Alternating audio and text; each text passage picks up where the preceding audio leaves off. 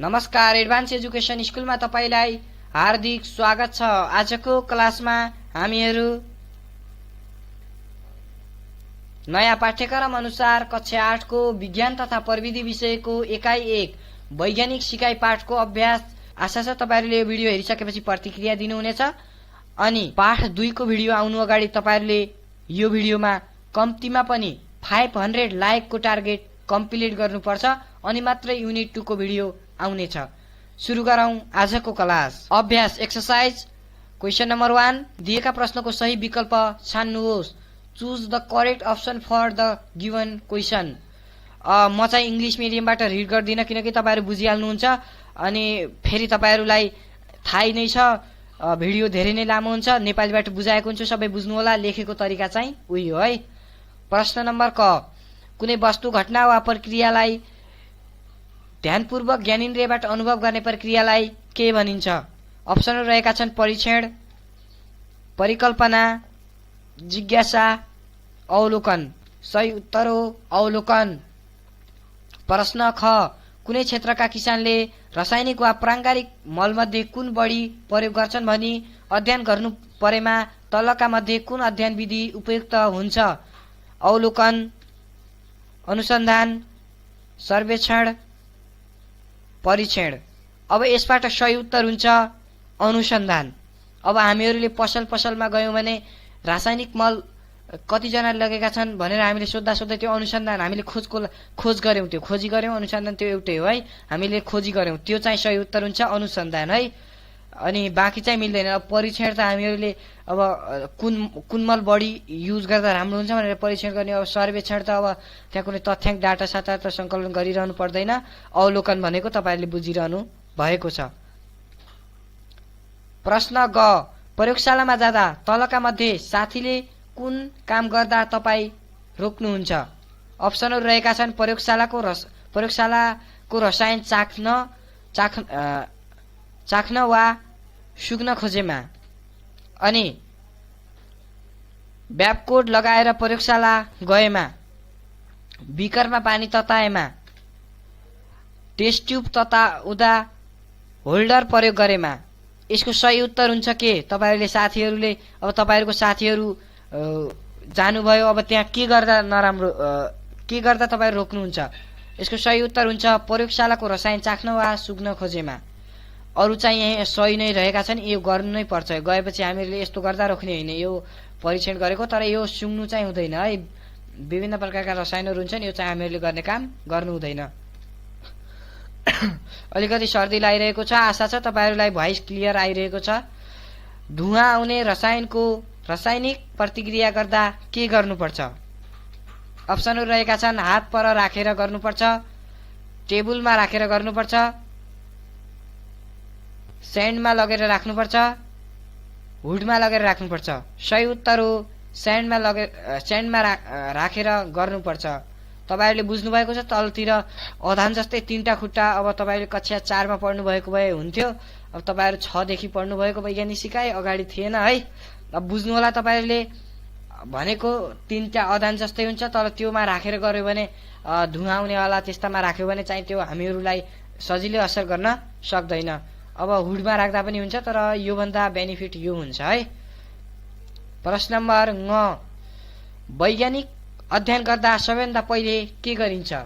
तपाईहरुलाई थाहा छ के गरिन्छ सबैभन्दा पहिला? What is done first in scientific study? बुझ्नु भएको छ नि? अनुसन्धान, अवलोकन, परीक्षण, प्रयोग। तपाईहरुले बुझ्नु भएको छ। एक्सपेरिमेन्ट गर्ने हो त पल्लाई, टेस्ट गर्ने हो, के गर्ने हो त? गुड, अवलोकन गर्ने हो है। प्रश्न नम्बर 2 फरक छुट्याउनुहोस्। अब डिफरेन्स आयो, फरक छुट्याउनु पर्ने हुन्छ। प्रश्न क अवलोकन र परीक्षण, ख अनुसन्धान र सर्वेक्षण। यिनीहरु दुईटा बीच हामी फरक यता छुटाउँछौं।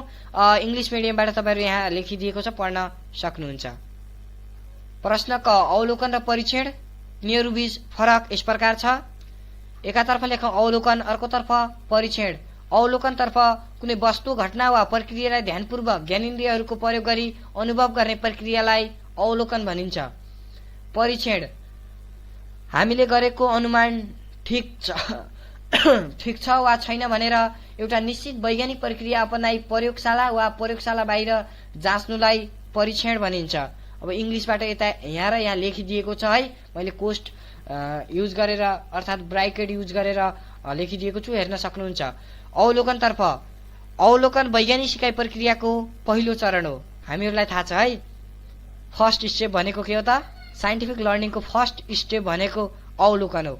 अनि परीक्षण चाहिँ के हो त? तेस्रो चरण हो। परीक्षण वैज्ञानिक सिकाइ प्रक्रियाको तेस्रो चरण हो।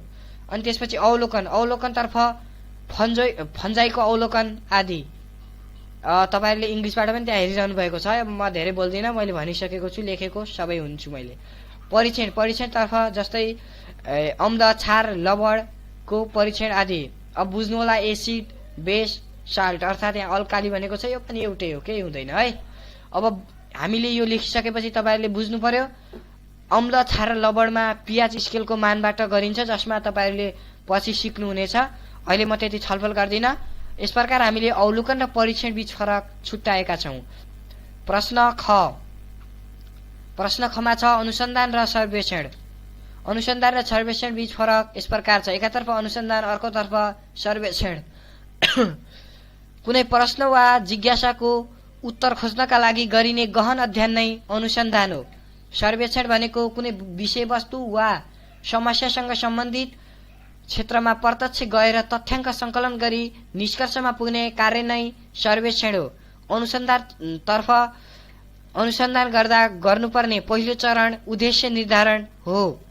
बुझ्नुभएको छ है? सर्वेक्षण गर्दा गर्नुपर्ने सबभन्दा पहिलो चरण के हो त? उद्देश्य छनौट हो। सर्वेक्षणमा चाहिँ उद्देश्य छनौट अनि अनुसन्धानमा चाहिँ उद्देश्य निर्धारण। यस प्रकार हामीले प्रश्न नम्बर 2 मा रहेका फरक छुट्याउ प्रश्नको फरकहरू छुट्याएका छौँ। कम्तीमा तपाईँहरूलाई परीक्षामा 2टा नै आउन सक्छन्, यति पढ्दा हुन्छ। प्रश्न नम्बर 3, प्रश्न नम्बर 3 मा भनेको छ कारण लेख्नुहोस्।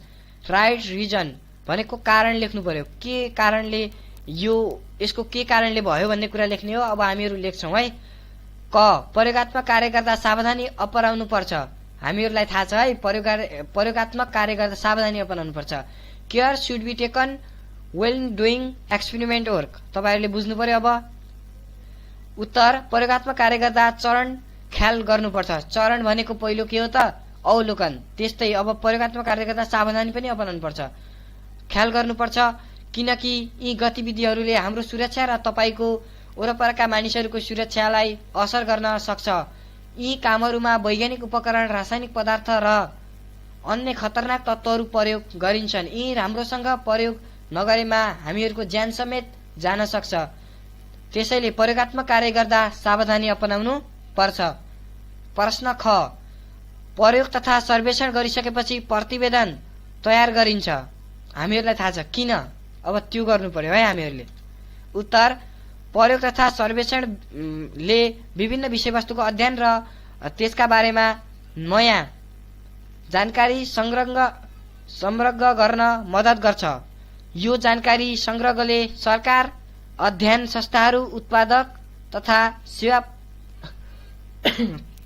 प्रदाय संस्थाहरू, समाज तथा संगठनहरू जस्ता सबै अधिकारी तथा निजी संस्थालाई नयाँ नयाँ जानकारीहरू प्रदान गर्न मद्दत गर्छ। त्यसैले भयो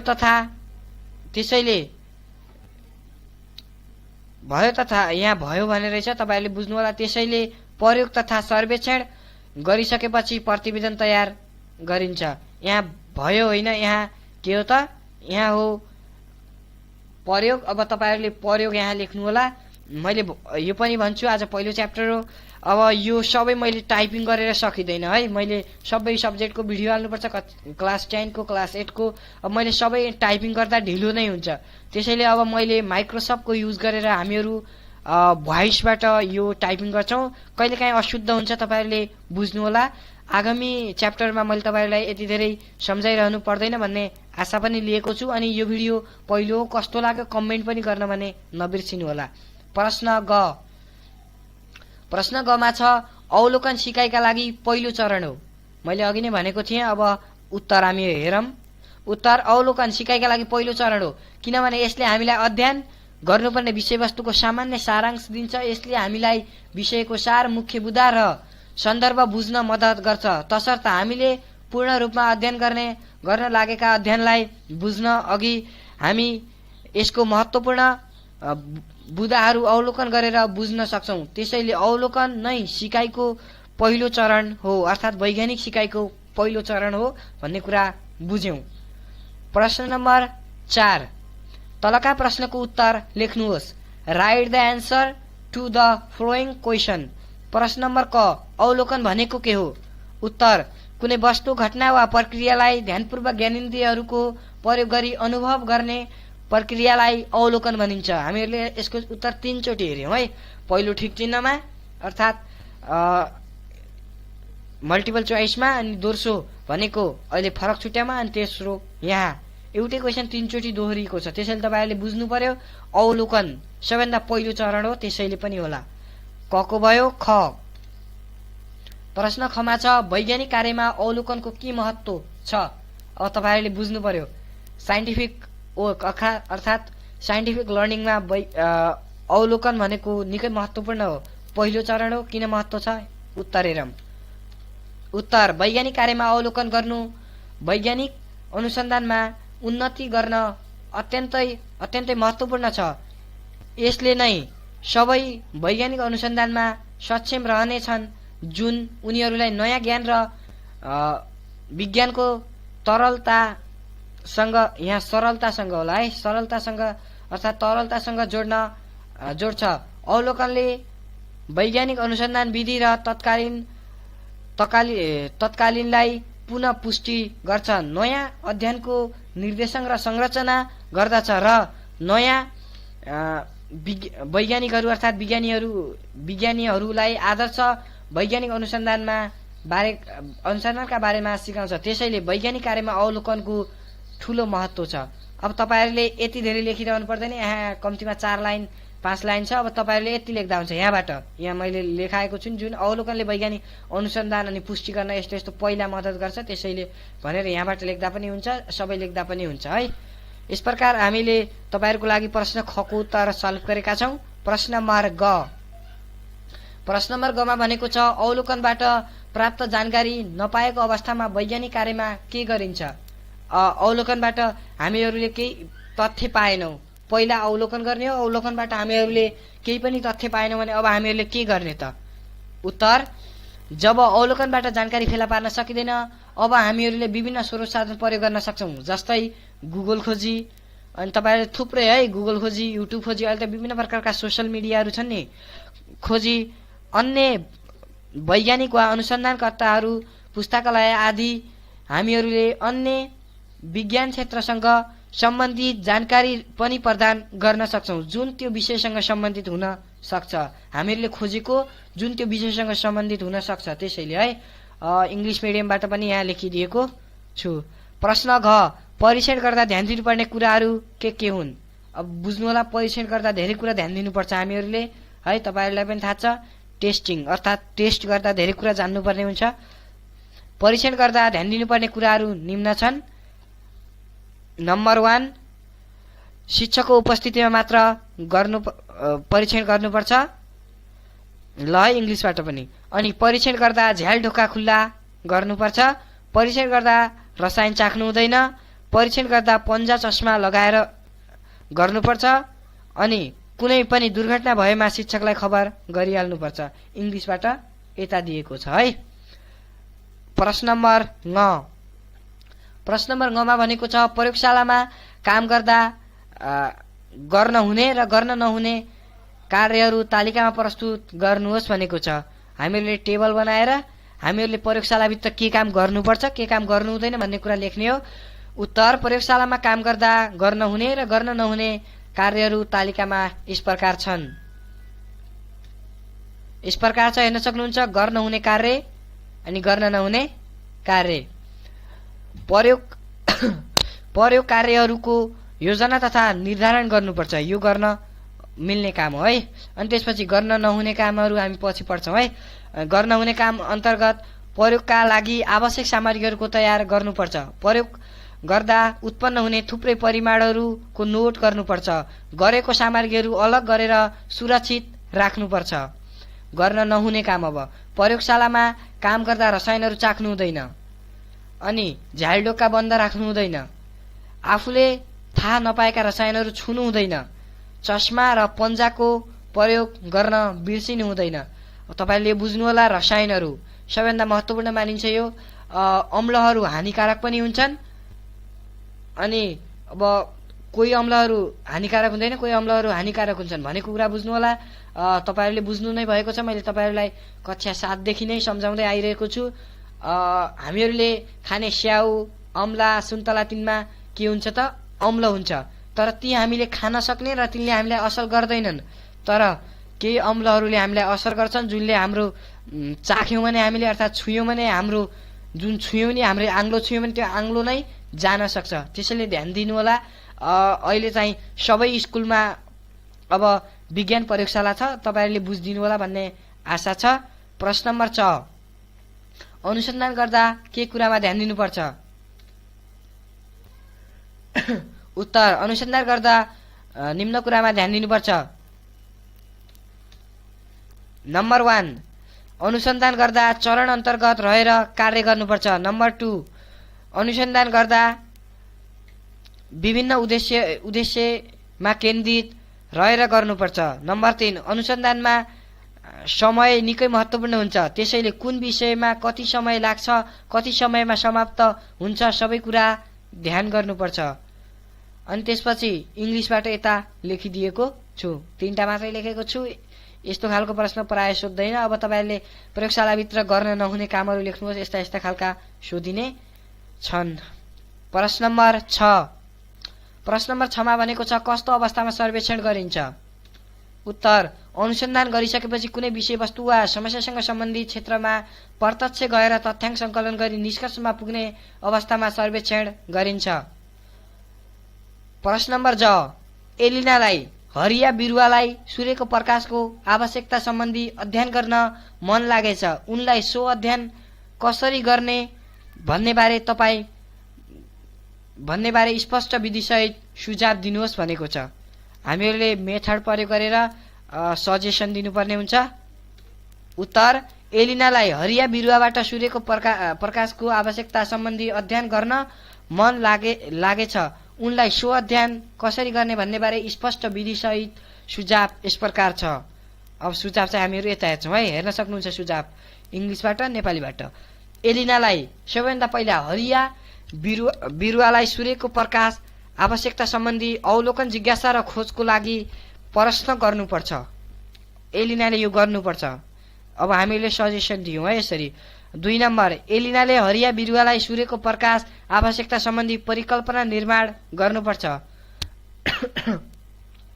नम्बर 3, एलिनाले हरिया बिरुवालाई सूर्यको प्रकाश आवश्यकता सम्बन्धी प्रयोगबाट परीक्षण गर्नुपर्छ।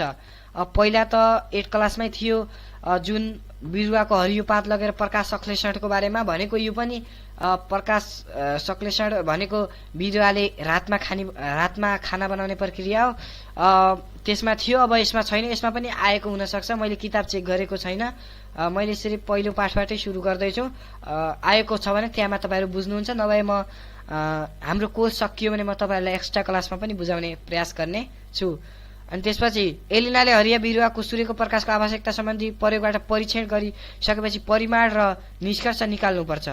अनि 5 नम्बरमा त्यसपछि निष्कर्ष मिले नमिलेको भने थाहा पाउन भनी है यहाँ भनी थाहा पाउन परिकल्पना परीक्षण गर्नुपर्छ। अन्तिममा प्रतिवेदन तयार गर्नुपर्छ। सबैले सिकुन्। त्यो प्रतिवेदन हामीले तयार गरेर जस्तै हामीहरू प्रचार गरे जस्तै हो त्यो हामीले बाँडेर विभिन्न पुस्तकालयमा ती किताबहरू त्यो हामीले प्रतिवेदन पठायौँ भने अब अरूले पनि सिक्न सक्छन् कसरी बनाएको। अब हामीहरू पनि सिकौँ भनेर सिक्ने छन्। त्यसैले है अब आजको लागि अन्तिम प्रश्न नम्बर कति झमा हेरौँ। झ भनेको छ कक्षा 8मा विज्ञान विषय शिक्षकको अनुपस्थित भनेको आउनु भएन, कक्षा सञ्चालन गर्नुपर्ने भयो। अनुपस्थितिमा कक्षा सञ्चालन गर्नुपर्ने भयो। यसका लागि वनस्पति कोष र जनावर कोषको प्रयोगात्मक कक्षा सञ्चालन सम्बन्धी वर्कसेट तयार पार्नुहोस् भनेको छ। तपाईहरूलाई इङ्ग्लिसबाट पनि क्वेसन यहाँ छ। यो चाहिँ प्रयोगात्मक हो। तपाईहरूको शिक्षक यो तपाईहरूलाई गराइदिनु हुनेछ भन्ने आशा छ।